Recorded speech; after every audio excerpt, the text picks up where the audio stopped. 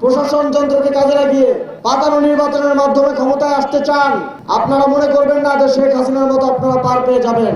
আপনাদের নেতা প্রতিদিন 4-5 বার করে স্টেজে গুপ্ত শব্দটি বলে, সুতরাং আপনারা গুপ্ত আচরণ করবেন না। নির্বাচন কমিশনের এই পক্ষপাতিত্বের ফলে, প্রশাসনের এই পক্ষপাতিত্বের ফলে এখন সরকারি অফিসাররাও ধানের শীষের জন্য ভোট চাচ্ছে।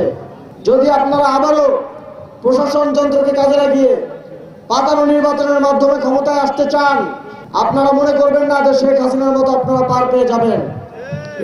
গত 3টি নির্বাচনে দমন পীড়ন করে পাতানো নির্বাচনের মধ্য দিয়ে শেখ হাসিনা ক্ষমতায় এসেছিল, কিন্তু 5ই আগস্ট পরবর্তী বাংলাদেশে যেই বাংলাদেশের মানুষ শেখ হাসিনাকে তাড়ানোর জন্য রক্ত দিয়েছে, আপনাদের সন্তানরা মুক্তির জন্য জীবন দিয়েছে রাজপথে, সেই বাংলাদেশের মানুষ প্রয়োজনে ভোটের জন্য জীবন দিবে।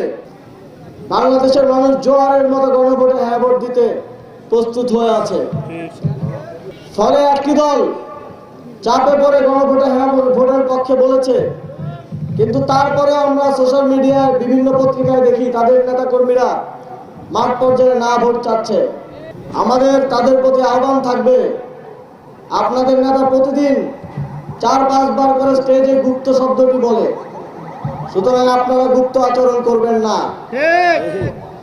যা মুখে বলবেন কাজে কর্মেও তাই বাস্তবায়ন করবেন, না হলে আপনাদের এই গুপ্ত কথা আপনাদের উপরেই গিয়ে বর্তাবে। Next level, well done, side by side, free.